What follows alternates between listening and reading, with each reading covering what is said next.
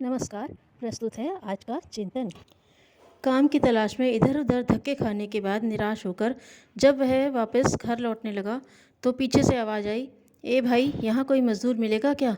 उसने पीछे मुड़कर देखा तो पाया कि एक झुकी हुई कमर वाला बूढ़ा 3 गठरियाँ उठाए हुए खड़ा है। उसने कहा, हाँ बोलो, क्या काम है? मैं ही मजदूरी कर लूँगा। मुझे रामगढ़ जाना है। 2 गठरियाँ मैं उठा लूँगा, पर मेरी तीसरी गठरी भारी है। इस गठरी को तुम रामगढ़ पहुंचा दो, मैं तुम्हें 2 रुपया दूंगा। बोलो, काम मंजूर है? ठीक है, चलो, आप बुजुर्ग हैं, आपकी इतनी मदद करना तो यूं भी मैं अपना फ़र्ज समझता हूँ। इतना कहते हुए गठड़ी उठाकर अपने सिर पर रख ली, किंतु गठड़ी रखते ही उसे इसके भारीपन का एहसास हुआ। उसने बूढ़े से कहा, यह गठड़ी तो काफ़ी भारी लगती है। हाँ, इसमें 1-1 रुपए के सिक्के हैं, बूढ़े ने लगभग फुसफुसाते हुए कहा। उसने सुना तो सोचा, होंगे, मुझे क्या, मुझे तो अपनी मजदूरी से मतलब है, ये सिक्के भला कितने दिन चलेंगे। तभी उसने देखा कि बूढ़ा उस पर नज़र रखे हुए है। उसने सोचा कि ये बूढ़ा ज़रूर यह सोच रहा होगा, कहीं यह भाग तो नहीं जाएगा। पर मैं तो ऐसी बेईमानी और चोरी करने में विश्वास नहीं करता। मैं सिक्कों के लालच में फंसकर किसी के साथ बेईमानी नहीं करूँगा। चलते चलते आगे एक नदी आ गई। वह तो नदी पार करने के लिए झट से पानी में उतर गया, पर बूढ़ा नदी के किनारे खड़ा रहा। उसने बूढ़े की ओर देखते हुए पूछा, क्या हुआ, आखिर रुक क्यों गए? बूढ़ा आदमी हूँ, मेरी कमर ऊपर से झुकी हुई है, 2-2 गठरियों का बोझ नहीं उठा सकता। कहीं मैं नदी में डूब ही न जाऊं। तुम 1 गठरी और उठा लो। मजदूरी की चिंता न करना, मैं तुम्हें 1 रुपया और दे दूंगा। ठीक है, लाओ, पर इसे लेकर कहीं तुम भाग तो नहीं जाओगे? पर भला मैं क्यों भागने लगा? भाई, आजकल किसी का क्या भरोसा। फिर इसमें चांदी के सिक्के जो हैं, मैं आपको ऐसा चोर बेईमान दिखता हूँ क्या? बेफिक्र रहे, मैं चांदी के सिक्कों के लालच में किसी को धोखा देने वालों में नहीं हूँ। लाइए, ये गठरी मुझे दे दीजिए। दूसरी गठरी उठाकर उसने नदी पार कर ली। चांदी के सिक्कों का लालच भी उसे डिगा नहीं पाया। थोड़ी दूर आगे चलने के बाद सामने पहाड़ी आ गई। वह धीरे धीरे पहाड़ी पर चढ़ने लगा, पर बूढ़ा अभी तक नीचे ही रुका हुआ था। उसने कहा, आइए ना, फिर से क्यों रुक गए? बूढ़ा आदमी हूँ, ठीक से चल तो पाता नहीं हूँ, ऊपर से कमर पर 1 गठरी का बोझ, और उसके भी ऊपर पहाड़ की दुर्गम चढ़ाई। तो लाइए, ये गठरी भी मुझे दे दीजिए। बेशक, और मजदूरी भी मत देना।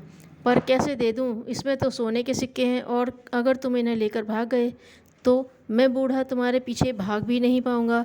कहाँ ना, मैं ऐसा आदमी नहीं हूँ। ईमानदारी के चक्कर में ही तो मुझे मजदूरी करनी पड़ रही है, वरना पहले ही मैं एक सेठ जी के यहाँ मुनीम की नौकरी करता था। सेठ जी मुझसे हिसाब में गड़बड़ करके लोगों को ठगने के लिए दबाव डालते थे। तब मैंने ऐसा करने से मना किया और नौकरी छोड़कर चला आया। उसने यूं अपना बड़प्पन जताने के लिए गप हाँकी।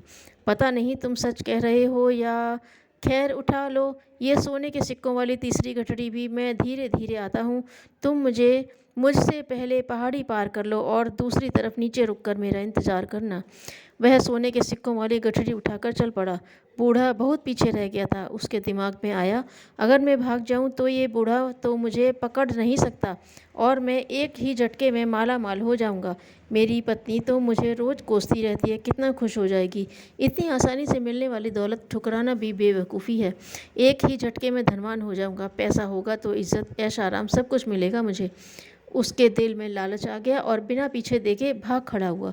3-3 भारी गठड़ियों का बोझ उठाए भागते भागते उसकी सांस फूल गई। घर पहुंचकर उसने गठड़ियाँ खोलकर देखी तो अपना सर पीट कर रह गया। गठड़ियों में सिक्कों जैसे बने हुए मिट्टी के ढेले ही थे। वह सोच में पड़ गया कि बूढ़े को इस तरह नाटक करने की क्या ज़रूरत थी। तभी उसकी पत्नी को मिट्टी के सिक्कों के ढेर में से एक कागज़ मिला, जिस पर लिखा था, यह नाटक इस राज्य के खजाने की सुरक्षा के लिए ईमानदार सुरक्षा मंत्री खोजने के लिए किया गया। परीक्षा लेने वाला बूढ़ा और कोई नहीं, स्वयं महाराज ही थे। अगर तुम भाग न निकले होते तो तुम्हें मंत्री पद और मान सम्मान सभी कुछ मिलता, पर हम सभी को सचेत रहना चाहिए कि न जाने जीवन देवता कब हम में से किसकी परीक्षा ले ले। प्रलोभनों में न डिगकर सिद्धांतों को पकड़े रहने में ही दूरदर्शिता है। एक धनी ने अपनी चारों पुत्र वधुओं की बुद्धि परीक्षा लेने के लिए 5-5 धान के दाने दिए और कहा कि वह कुछ वर्ष बाद उनका लेखा जोखा लेगा। एक बहू ने उन्हें कूड़े में फेंक दिया। सोचा घर में ढेरों धान भरा है, ससुर जी जब मांगेंगे तब दे देंगे। दूसरी ने चिड़िया को चुगा दिया। तीसरी ने रुमाल में बांधकर उस अमानत को सुरक्षित रखा। चौथी ने पास की ज़मीन में उन्हें बोया और कई फसलें एक साल में काटते हुए बढ़ाकर उन्हें एक मन बना लिया। कई वर्ष बाद ससुर ने चावलों का ब्यौरा मांगा तो जिसने बोकर फसल बढ़ाई उसे बुद्धिमान माना, प्रशंसा की और उपहार दिया। भगवान ने 5 तत्व और 5 प्राणों की यह जीवन दिया है। जो उसका गौरव बढ़ाते हैं वे भगवान का अनुग्रह प्राप्त करते हैं। वानप्रस्थ में व्यक्ति समाज रूपी क्षेत्र में सत्प्रवृत्तियों के बीज बोता और लहलाती फसल पाता है। श्वेत केतु अपने गुरु उद्दालक से ईश्वर दर्शन के लिए आग्रह करने लगा। गुरु ने एक मुट्ठी नमक लेकर पानी में मिला दिया और कहा, चखो। वह नमकीन था पर नमक दिखता न था। गुरु ने कहा, भगवान इस समस्त सृष्टि में घुल गया है। उसे अनुभव तो किया जा सकता है पर देखा नहीं जा सकता। धन्यवाद।